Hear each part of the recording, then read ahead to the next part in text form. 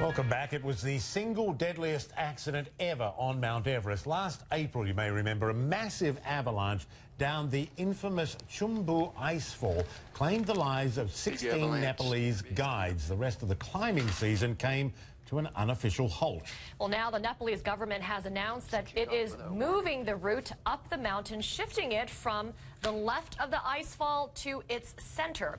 It says it'll make future climbs safer. Our guest, who has summited Mount Everest 6 times, well, he disagrees. He's Adrian Ballinger, CEO and founder and head guide of Alpenglow Expeditions. Adrian, great to have you on the program. So you disagree with this notion that this new route is actually safer. What is different about this route, and why do you disagree?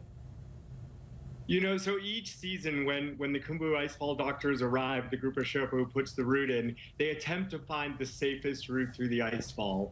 For the past few years, that's been along the left side of the icefall, more exposed to avalanches, but less exposed to moving ice blocks. And the idea of moving the route to the center, each year we discuss it. It could be safer in certain seasons, but it certainly doesn't make the icefall safe, and it's not a significant change from the government. It's always a matter of discussion, isn't it? You've got climbers, Sherpas, guides, and everyone talking about this and not always agreeing on it. But what do you think makes this a bad idea? Well, that's exactly right. You know, as mountaineers, one of the beauties of mountaineering and high altitude climbing is nothing is really certain. There will always be uncertainty. And so we often debate the merits of each route. And I'm not saying that the central route is a bad idea. I just highly doubt it will significantly change the safety.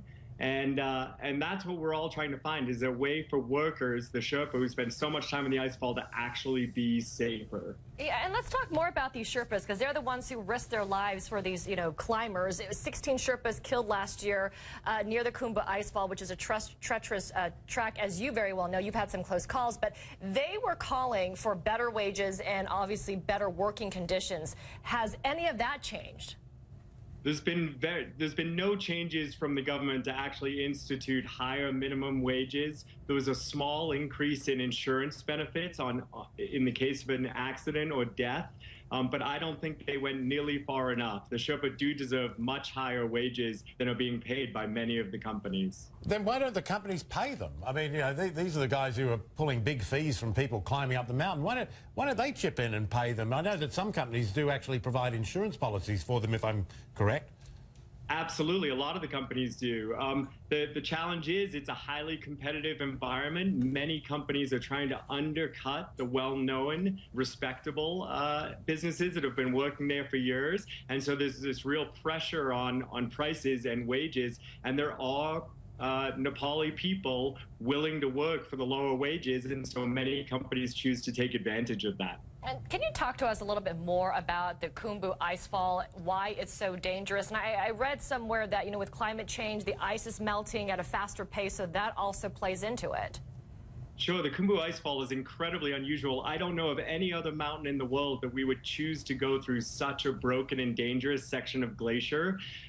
Scientists estimate the Khumbu Icefall moves it up to 3 feet per day. And as all this ice moves, it constantly is collapsing. And that's what causes a lot of this risk. It's a beautiful place to climb through, but there really is no way to manage or mitigate those risks. And that's why my company has decided we will no longer climb on the south side of Everest. We've seen it get progressively more dangerous over the past few years, and we believe the risk is now too great for our workers.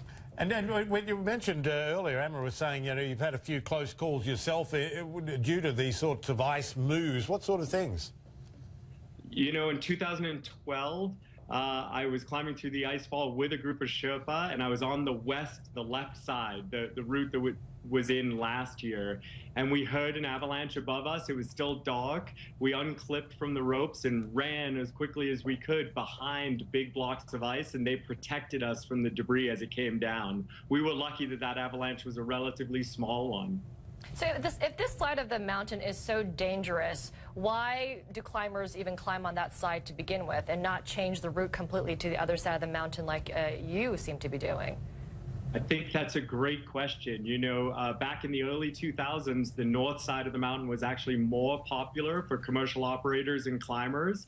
But in 2008, the Chinese government closed the north side of Everest because of the Olympic celebrations. And since that season, there's been a lot of fear that political reasons could close that side again. And people are afraid to take 2 months of their time and spend a lot of money and then not have the opportunity to climb the mountain. I believe that risk is less serious than the risks currently being taken in the icefall. Yeah, it all just sort of makes the likes of me go, well, that's another good reason not to go climb Mount Everest. But are you seeing any sort of falling off in interest from clients?